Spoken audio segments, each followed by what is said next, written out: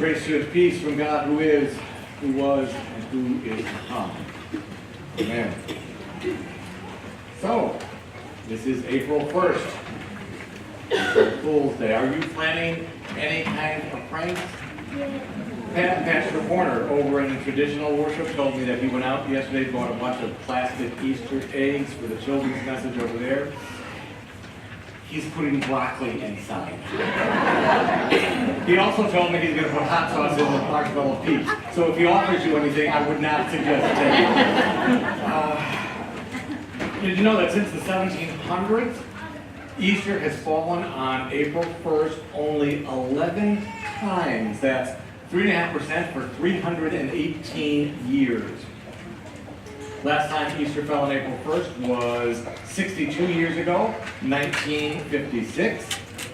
It will happen 2 more times in this century, in just a few years, 2029, and then again in 2040, and then not for another 68 years in 2108.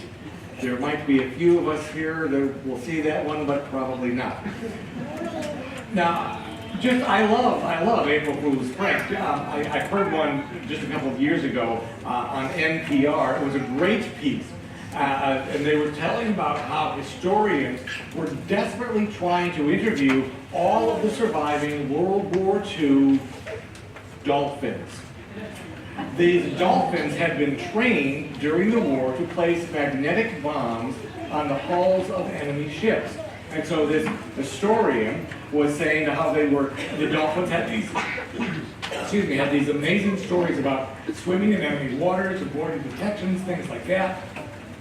Then there was a clip of a dolphin chirping away for several seconds, and the historian came back on and said, of course, we have no idea what they're saying because none of us can understand them. It was a lot funnier when I heard it on the radio. Now, I will say, though, I have gotten caught by them before. Several years ago, when I was serving a congregation up in Northumberland County, the local newspaper, the Sunbury Daily Item, had a great article that actually tripped me up. It was about how Montour County, the smallest county in Pennsylvania, was going to merge with neighboring Columbia County for cost saving. My voice is going for cost saving measure. It's going to be a lousy sermon. They were going to merge with neighboring Columbia County. And they quoted then Governor Tom Ridge. They quoted Governor Tom Ridge as saying, I didn't even know we had a Montour County. One of the best, though, I think, all around practical jokes was done by the BBC. They reported, this is how long ago, 1957, the BBC reported on the Great Spaghetti Harvest in Switzerland. This 3-minute film told of how the farmers harvested their crop every year. They had been breeding these trees for years so that all of the spaghetti would be the exact same length. It worked so well that people from all across the UK inundated the BBC office trying to find out where they could purchase a spaghetti tree. Today, though, is Easter. This is a high, holy festival day in Christianity, and we celebrate with wonderful special music, with great decorations. You'll probably do something special on your own. Maybe you've got brand new clothes. You might be getting together with your family, going to have a family gathering, or going out for a special meal somewhere. In John's Gospel, this 1 week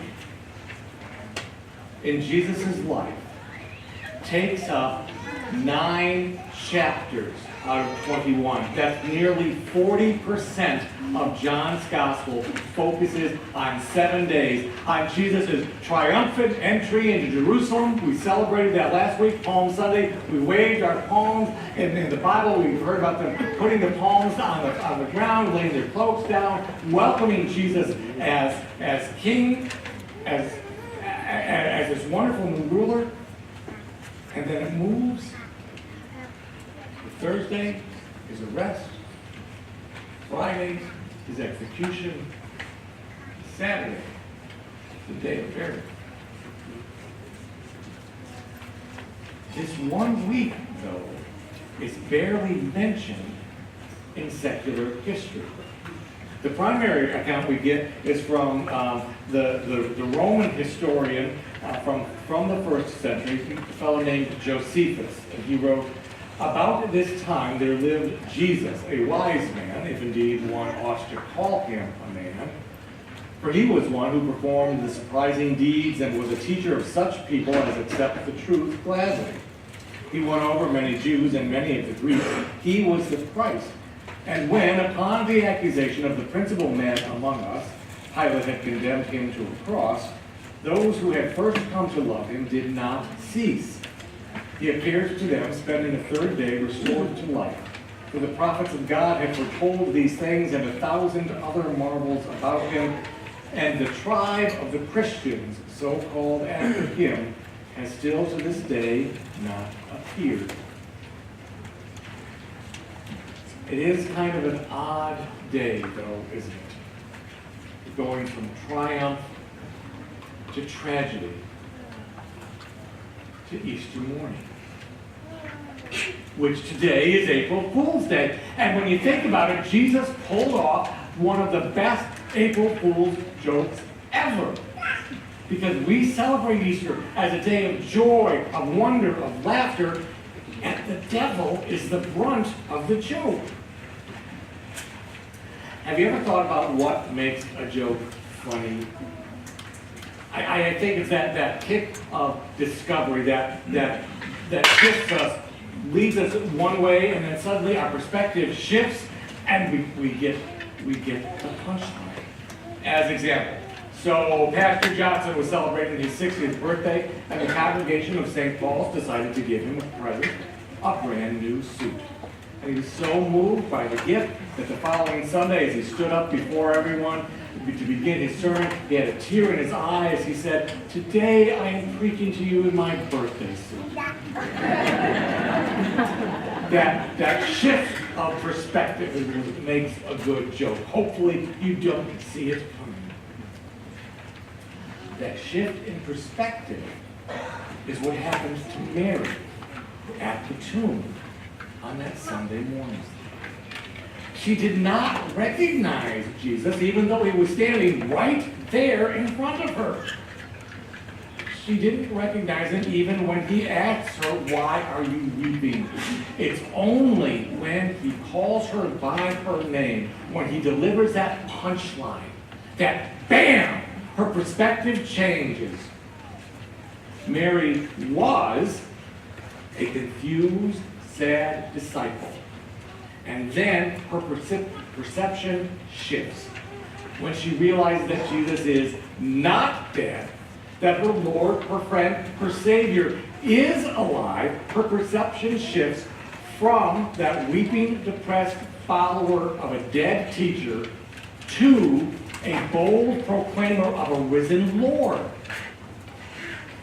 Now, this perception change can happen to us as well. Because of the resurrection, our perception shifts. It changes. For those who feel they do not have worth, for those who feel that they are abandoned, that they are not loved, for those who are not sure of what they believe, the power of God, when it comes to life, into our lives, changes our perception and tells us that we do have worth, we are not abandoned, and that we are most definitely loved. On this April 1st, on this Easter April Fool's Day, let's celebrate the joke that Jesus pulled on sin, and death, and the devil. Let's remember what this day is about. Resurrection. Transformation.